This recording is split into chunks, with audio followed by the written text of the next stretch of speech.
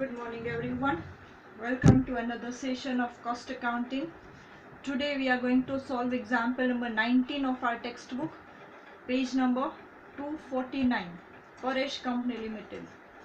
Most important example કહી શકાય from the viewpoint of your exams.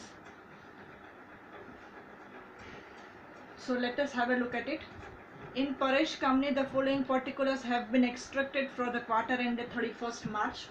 There are 5 departments. A, B and C are production departments and X and Y are service departments.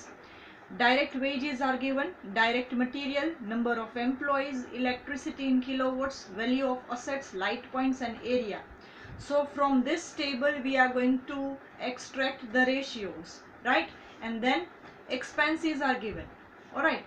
So generally એવું યાદ રાખી શકો છો કે જે single આપેલા હોય એ બધા ઓવરહેડ્સ હશે, એક્સપેન્સ હશે કે જે આપણે પર્ટિક્યુલર્સની કોલમમાં લખીએ છીએ, અને આ ટેબ્યુલર ફોર્મમાં જે ડિપાર્ટમેન્ટ વાઇઝ જે ઇન્ફોર્મેશન છે એનો આપણે રેશિયો કાઢીએ છીએ, right? So this is the technique that you can follow. Apportion the expense of department Y according to direct wages and those of department X in the ratio of 5:3:2 to the production department. Compute the department overhead rate of each of the production department. Right? આપણે overhead rate જોવાનું છે, એટલે કે apportion કરવાના છે expenses service department ના production department ને. Right? So firstly we need to calculate ratio from this, right? So direct wages 15,000, 22,530, 7,500 and 15,000. So this can be divided by 7,500 to get the ratio. This is divided by 3,750. This by 375. This by 250 or 750. This by 1,000 and this is by 25. So we get the ratio table like this. So direct wages will be 23412. Direct material will be 24433. Number of employees, electricity in kilowatts, value of asset, light points and area in square meters. So we are ready with this table, and on the basis of the same we are going to solve the example, right? So I have got the solved example for you. See, statement showing apportionment of overheads. So apportionments are given, particulars, basis, ratio, total. આ 4 column બધામાં સરખી રહેશે. અહીંયા number of columns very થશે due to on the basis of the information given of these departments, right? Here 5 departments, A, B and C are production department and X and Y are service department, right? So accordingly તમારે આ columns છે increase decrease થતી રહેશે. બાકી આ 4 column તો fix છે. Text બુકમાં ઇલસ્ટ્રેશનમાં તમે જોશો તો તમને આઈડિયા આવશે કે આ બંને કોલમ છે ને એક જ છે, બેઝિસની નીચે જેનો રેશિયો લખે છે. પણ પછી શું થશે, જો તમે લાઇન્સ લીવ નહીં કરો ને તો કન્ફ્યુઝન થશે કે લખેલું છે એની ઉપરનો રેશિયો લેવાનો કે નીચેનો, જોવામાં બી મિસ્ટેક થશે, રાઈટ? તો એ ન થાય એટલા માટે આપણે આ રીતે એક કોલમ એડિશનલ કરીને આ રીતે કરીએ છીએ. ટેક્સ્ટ બુકમાં જેમ આપેલું છે એ ફોલો કરશો તો બી કોઈ ઇશ્યુ નથી, પણ લખવામાં ખાસ ધ્યાન રાખશો, રાઈટ? ચલો, starting with power. So power is distributed on the basis of electricity kilowatts, right?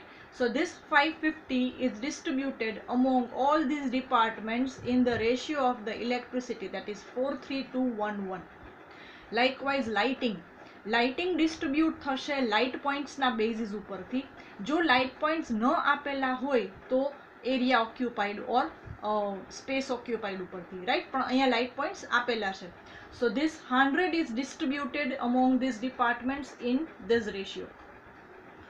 તો તમે આ રીતે આ એરો પણ કરી શકો છો. Next, depreciation. Remember 3 things very well: depreciation, insurance and repair. 3 of them are distributed on the basis of cost price of the assets or value of the assets. Fine? So that is distributed in the proportion of value of asset, that is 64311. So this 15,000 is divided among all these 5 departments as per the ratio of their value of assets. Next is general overheads. So general overheads are distributed in the proportion of direct wages. So proportion of direct wages is 2, 3, 4, 1, 2. So this 6,000 is distributed in the ratio 2, 3, 4, 1, 2. Right? Next, stores overheads. That is distributed as per the ratio of direct material. Right? So that is 24433 Next is staff welfare. See, staff welfare છે. So staff includes employees and workers both, right? So generally staff એટલે number of employees માં જશે, right? So staff welfare હોય ને તો એ number of employees માં જશે અને labor welfare expense હોય ને તો એ direct wages ના proportion માં જશે, right? So remember this thing very well. Labor welfare કીધું હોય તો એ direct wages ના proportion માં લેવાનું, and staff welfare કીધું હોય કે employees welfare કીધું હોય તો એ number of employees ના proportion માં જશે, right? So that is 23311. So this 1500 is distributed in this ratio. So 300, 450, 450, 150 and 150, right? Next is repairs. So again repairs on the basis of value of asset, right? So this 3000 is distributed among all these departments as per the ratio 64311. So we get 1200, 800, 600, 200 and 200. Rent and taxes on the basis of area occupied or space occupied. Rent hoy area પ્રમાણે મેં તમને કીધું હતું property ના area પ્રમાણે કે 2 BHK ના flat નો rent વધારે હોય કે 5 BHK ના, but obviously 5 BHK na because area is wider. So here that is to be distributed. Most important things, direct wages and direct material. Direct wages and direct material of service departments are treated as overheads, and therefore that has to be written only in service department, right? So no in production department. તો અહીંયા લખી નાખવાનું છે, right? બંને 7500, 15000, 11250, 11250. So this represents the total of overheads of all the departments.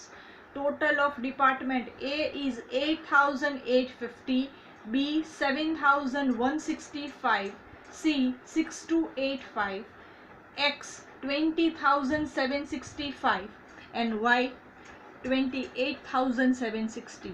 X અને Y ના વધારે એટલા માટે આવે છે because direct wages and direct material આપણો અહીંયા include કરેલા છે, right?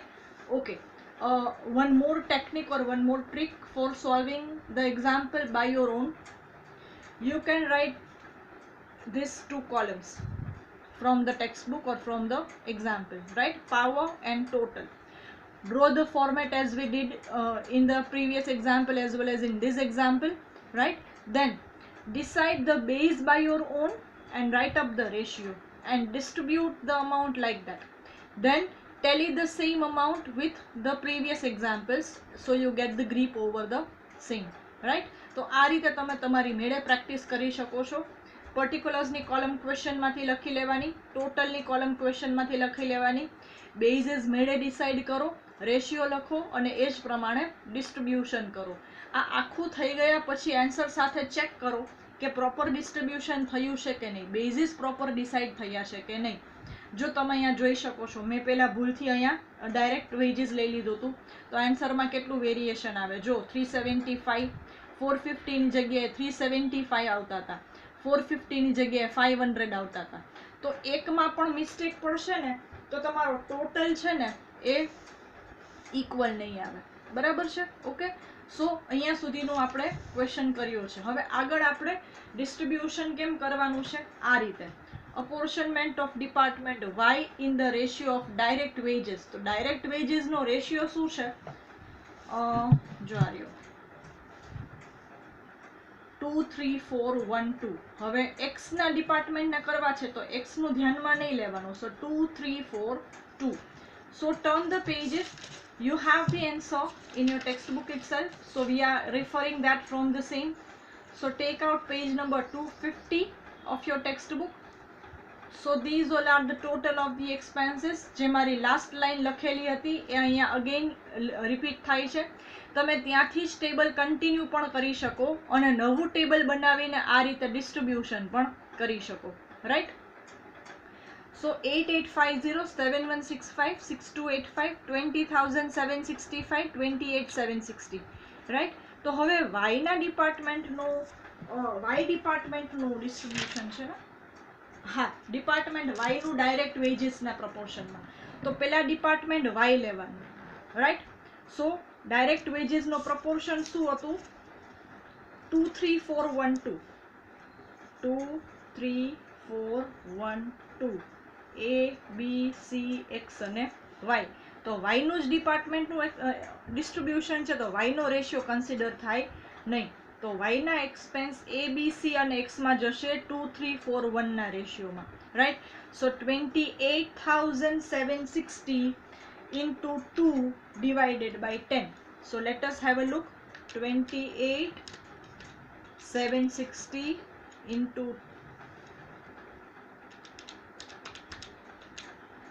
2 divided by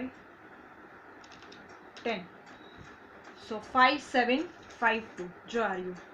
ઓકે, પછી એવી જ રીતે B 28,760 into 3 divided by 10, 8,628. તો જો આવ્યું 8,628. પછી again 28760 into 4 divided by 10, so that is 11504. તો આર યુ 11504, રાઈટ? અને એવી જ રીતે x નું. તો y ના થઈ ગયા નીલ, અને આ બધા એડ થશે એટલે તમારો ઓવરહેડ્સ આવી જશે A, B, C અને x ના.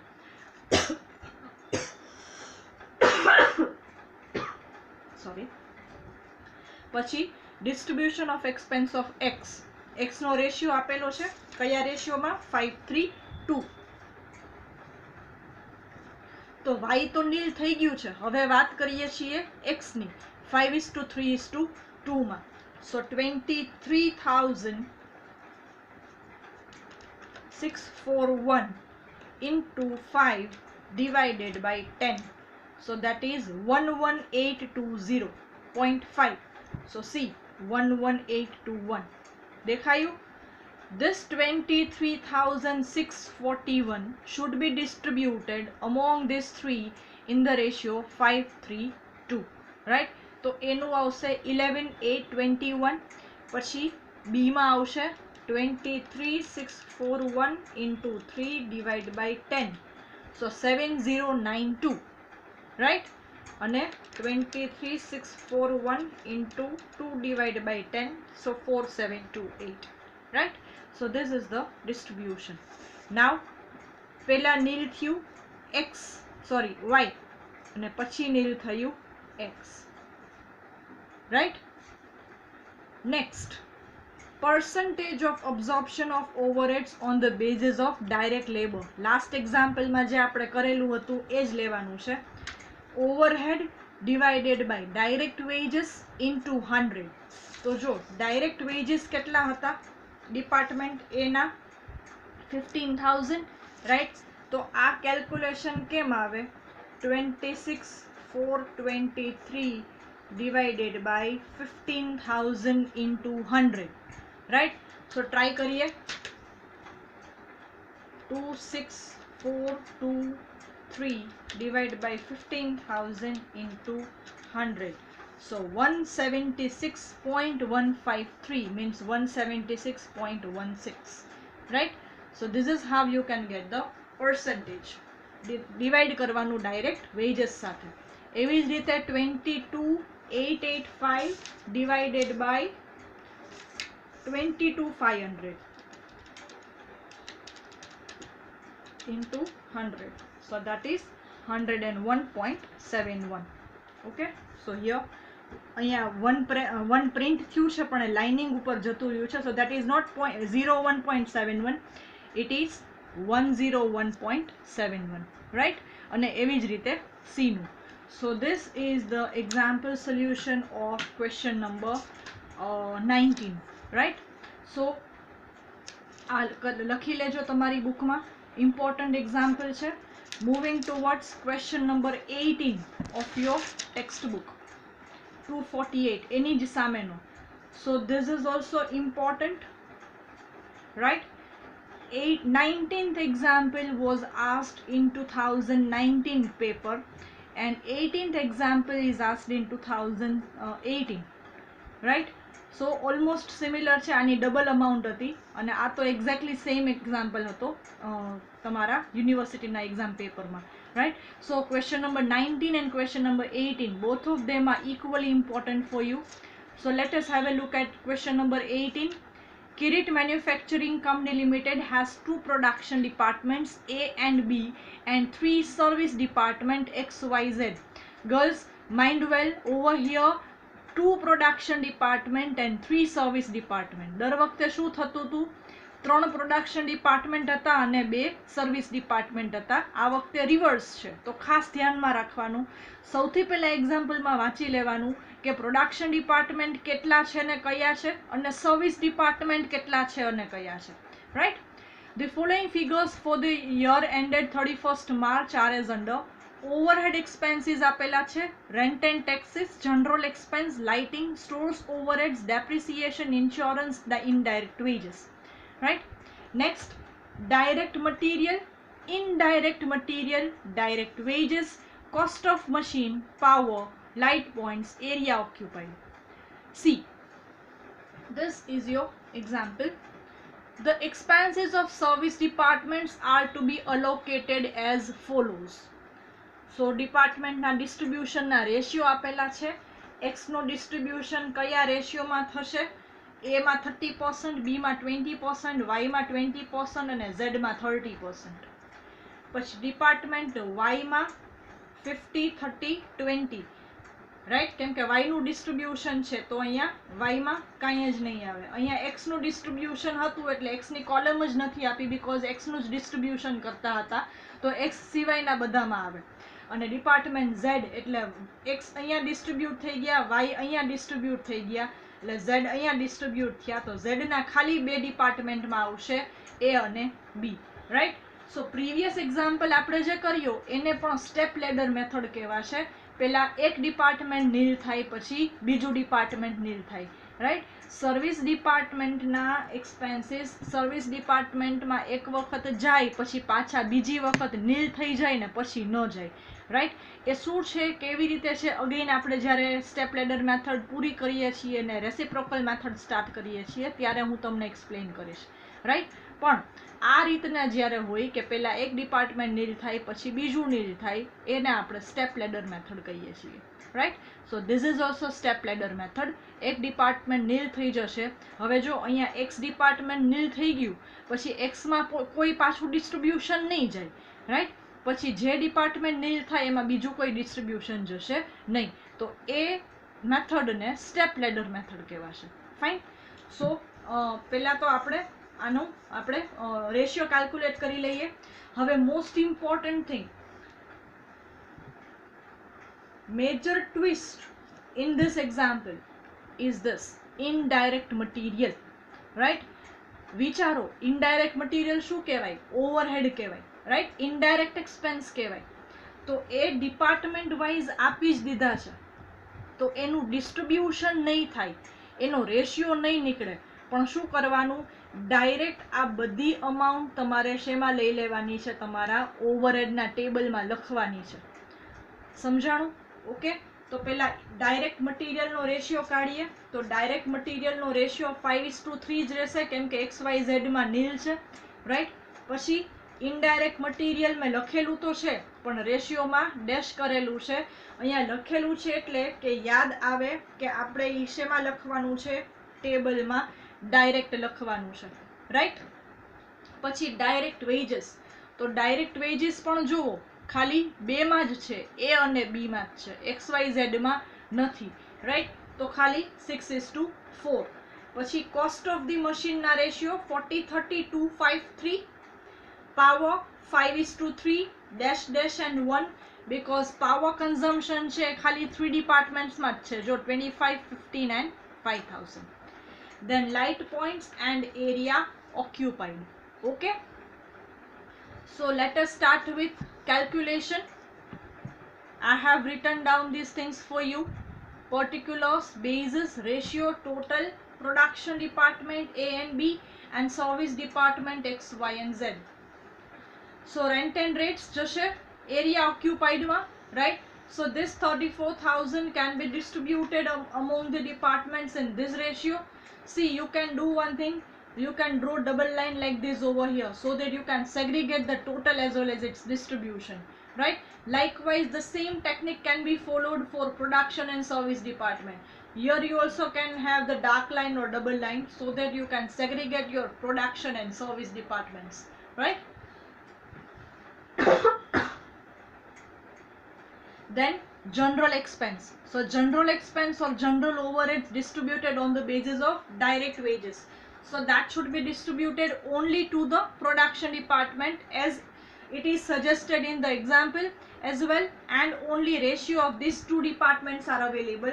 So this 15,000 will only be distributed in production department in this example only. બાકી બીજા બધામાં જે રીતે તમને આપેલું છે એ જ રીતે કરવાનું છે. Next, lighting. So lighting would be in light points. So this 16,000 will be distributed in the ratio 84211.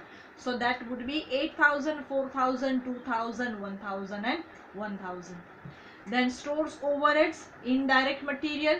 તો એમાં બી બેમાં જ જશે production department માં 5:3. Next, depreciation. So that would be distributed as per cost of the machine ratio. So 40,000 is distributed 20, 15, 1,000, 2,500 and 1,500. zeros લખવામાં બરાબર ધ્યાન રાખજો. એક પણ ઝીરો વધી જશે કે ઘટી જશે તો આન્સર નહીં આવે. Next is insurance. So depre and insurance બંનેના basis સરખા જ આવે, cost of the machine, right? So this is also distributed as per the same ratio. Next is indirect wages. તો indirect wages જશે direct wages ના proportion માં, so 6:4. So like this.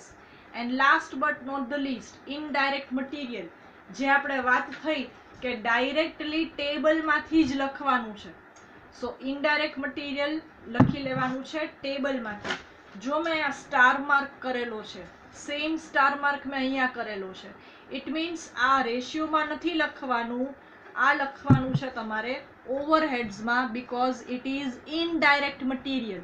So indirect material of all the department is treated as overheads, right? Next, જો દર વખતે આપણે direct material અને direct veggies લખીએ છીએ ખાલી સર્વિસ ડિપાર્ટમેન્ટના, પણ આ એક્ઝામ્પલમાં ડાયરેક્ટ વેજીસ આપેલા છે, ડાયરેક્ટ મટીરિયલ આપેલા છે, પણ સર્વિસ ડિપાર્ટમેન્ટના નથી આપેલા, રાઈટ? એટલા માટે ડાયરેક્ટ વેજીસ અને ડાયરેક્ટ મટીરિયલ ઓવરહેડ્સના ટેબલમાં નથી લીધા. જો અહીંયા આપેલા હોત ને 500 તો આપણે ટેબલમાં લખવા પડે, પણ અહીંયા કાંઈ આપેલું નથી. ઓકે, બાકી ડાયરેક્ટ મટીરિયલ અને ડાયરેક્ટ વેજીસ સર્વિસ ડિપાર્ટમેન્ટના તો લખવાના જ હોય, પણ આ એક્ઝામ્પલમાં આપેલા નથી એટલે લખેલા નથી. So this is your total overheads: 75,000, 52,500, 12,000, 10,300 and 6,500, right? હમણાં આપણે આગળ જેમ વાત થઈ એમ તમે આ ટેબલ કન્ટિન્યુ પણ કરી શકો છો ડિસ્ટ્રીબ્યુશન માટે, અને કન્ટિન્યુ ન કરવું હોય તો તમે સેપરેટ ટેબલ બી બનાવી શકો.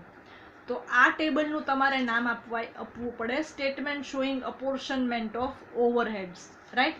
અને બીજું જે સ્ટેટમેન્ટ બનાવો તો આનો તમારે હેડિંગ આપવું પડે apportionment of overheads of service department to production department, or allocation of overheads of service department to production department, right? તો આ જે ટોટલ છે આ બધી કોલમનો total starting from this up to this એ ટોટલ આવે છે. આ સેમ ટોટલ મેં અહીંયા કેરી ફોરવર્ડ કરેલો છે, રાઈટ? સો ટોટલ ઓવરહેડ્સ આપેલા છે. હવે સૌથી પહેલા ડિપાર્ટમેન્ટ એક્સ નું કીધું છે.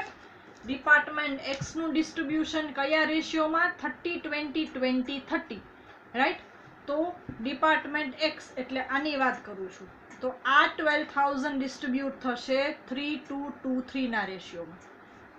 Okay, clear? એટલે એક્સ ડિપાર્ટમેન્ટ થઈ ગયું નીલ.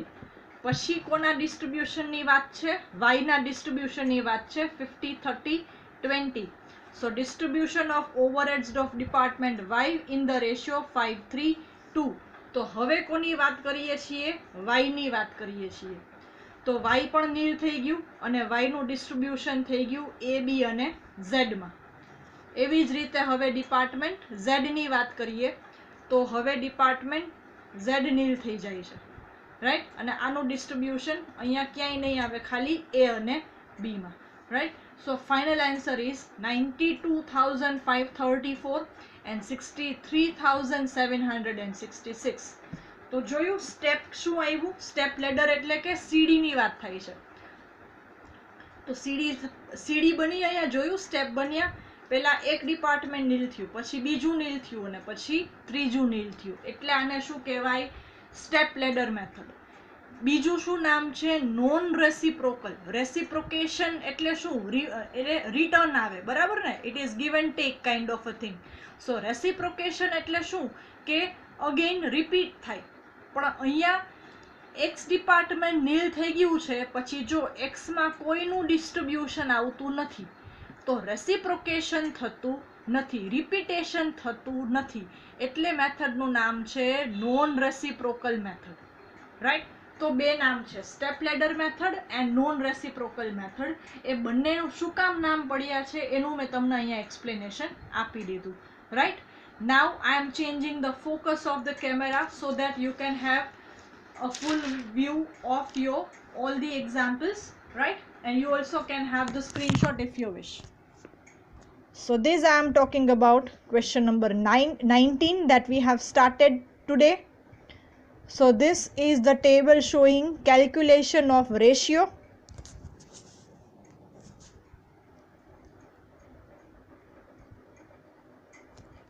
Next, statement showing apportionment of overheads.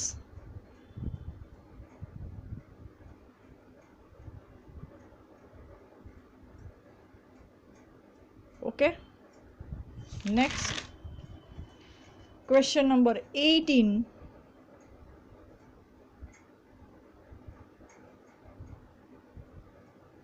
All right. With the calculation of ratio and distribution of overheads. And then this.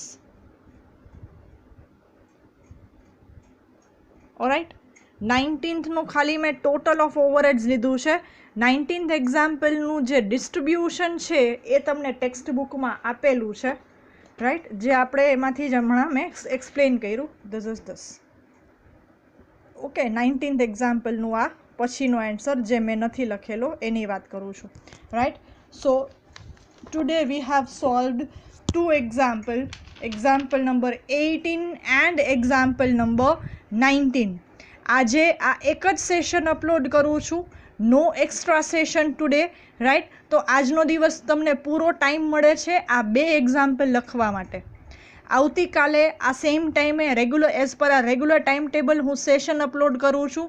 This may be the last example or last session of your this chapter, right? Okay, till then આ બધું વસ્તુ લખી લેજો બુકમાં. અત્યાર સુધી આપણા total examples જેટલા થયા એ બધા તમારે તમારી નોટબુકમાં લખી લેવાના છે અને રેગ્યુલર પ્રેક્ટિસ કરી લેવાની છે, રાઈટ. સેકન્ડ થિંગ, જેટલા ઇમ્પોર્ટન્ટ એક્ઝામ્પલ્સ છે અને ઇલસ્ટ્રેશન્સ છે એનું લિસ્ટ હું તમને પછી મોકલી દઉં છું, right. So start having a look on the same, right. અને પ્રિપેર કરતા રહેજો for the examination view point. Alright, thank you all.